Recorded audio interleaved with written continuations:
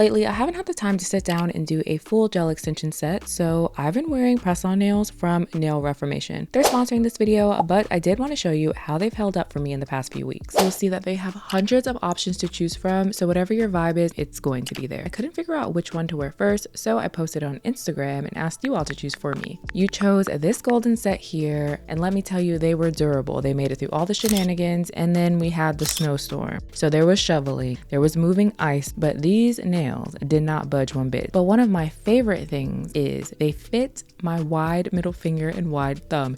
The cuticle area was thin. They fit from sidewall to sidewall perfectly, which rarely happens for me. I was so excited to have my size in a press-on. So I thought I would show you a full tutorial, how to remove these easily, how to store them for the future, and how to apply them so it looks like a salon manicure, except for the salon was at home. But no one's gonna know. I have put the direct link to Nail Reformation in the description box, so be sure to check it out. If you want to reuse your press-on nails, there is a particular way you have to remove them, and that means no acetone. You should use this mixture here that has soap, oil of your choice, I like to use olive oil, and then some warm water. Please do not put scorching hot water in here because the last thing you want to do is burn your skin. Warm water. It should be comfortable enough for you to place your hands in here without having to pull them out because you're in pain. Next, set a timer. I like to do 15 minutes at first, and then 15 minutes later, these nails will be ready for removal. So I'm going to use this cuticle stick here and gently go around the edges, and they should slide right off pretty easy. This set was so cute, and I feel like I'm gonna want to reuse these again. So what I like to do is take an acrylic card, some tape, and I place my sizes on this and store them in a drawer once I'm done. That way my sizes are already in order, ready to go, and they're nice and organized. If you need a backup, don't worry, because in the same package, Nail Reformation does include some extras in case a replacement is needed.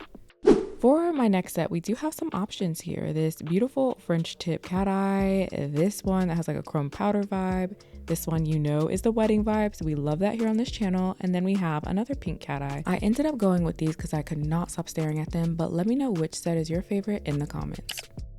You do need to prep if you want your press-on nails to last for a few weeks. So I'm going to start off by applying a cuticle softener here, let it sit for a little bit, and then go in with my metal cuticle pusher and gently push backwards. If you don't have a metal one, that's okay. You can definitely use the cuticle pusher that comes in the kit. When you're doing this step, make sure you're gentle, moving slowly, because we don't want to cause any damage to the cuticle area. After pushing back your cuticles, make sure to remove that dead skin from the nail plate. You can either use the back of this tool here or something just like this as well. Do whichever makes you the most comfortable. Then you would go in with a file and we're going to even out those nails, or you can shorten them. I'm going to go a little bit shorter and make sure everything is looking cohesive as possible. But don't put that file away just yet because this step is super important. We're going to create some texture on the natural nail so our air dry nail glue has something to grip onto. After buffing the natural nail, we do need to remove the oils and dust, so you can use a dehydrator, but I find it just easier to use an alcohol prep pad. Natural nails are prepped, so let's go ahead and apply the next set. First of all, let's talk about sizing. There's, as you can see, multiple sizes here, so it's very important to make sure they fit your nail appropriately. When you're testing your size, turn your nail from side to side. If you see a gap like this here, we're not choosing this one, we're going up a size. It is so much easier to go up a size and file them to be customized to your natural nail and have the perfect fit, instead of trying to force something that's too small on your nail, because all it's going to do is pop off and your press-on nails are not going to be lasting for a few weeks. So rotate your nail and make sure everything is fitting from sidewall to sidewall. Another bonus tip, this is optional, but it really helps, is to add some texture on the bottom half of the press-on nail. You can use a mini sanding band or a hand file, whichever is easiest for you, but this helps create some texture on the press-on, just like we did on our natural nail. And once we're done, it'll look something just like this.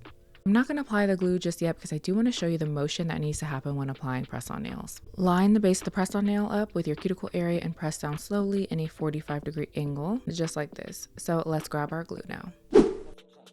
I'm putting a little bit on the bottom half of the press-on nail. Then we're going to line it up with our cuticle area and press down slowly in a 45-degree angle. But don't move. You want to add some pressure and hold for about 10 seconds.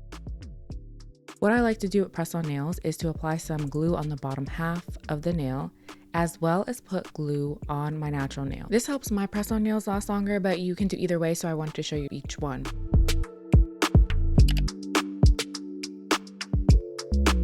One of my little tips I like to do is to put some pressure on the back of my finger so that the nail is flat, and this makes sure that the press-on nail lays appropriately and covers my nail from sidewall to sidewall. When you're applying pressure, sometimes glue may seep out the sides if you have too much. I like to stop immediately, grab a paper towel, and wipe it from the edges because we don't want that glue drying on our skin. It's uncomfortable to get off, and sometimes it turns white, and when you're in a rush, the last thing you want to do is try to figure out how to get that off.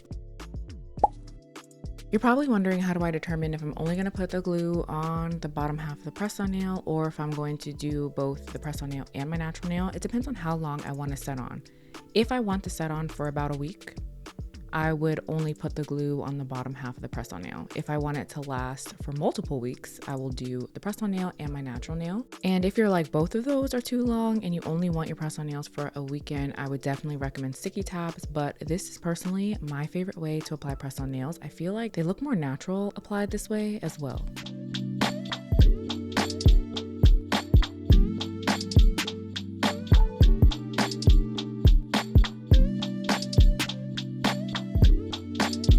As I'm applying my last nail here, I'm immediately going to close my glue because there's enough in here to last for a few more sets and I don't want to waste it. But we're not done just yet because I did have to use a bigger size for some of my nails instead of going down smaller. So I like to shape and file the sides to make sure they look customized to my natural nail. And here are what the nails look like all done. Y'all, I cannot stop playing with these nails in the light. The cat eye effect is just too good. But if you enjoyed this video, be sure to give it a thumbs up. Let me know what you think in the comments down below if you want to see more press-on nail tutorials. If you're not subscribed, be sure to do so on your way out. But in the meantime, I will see you in one of these videos here.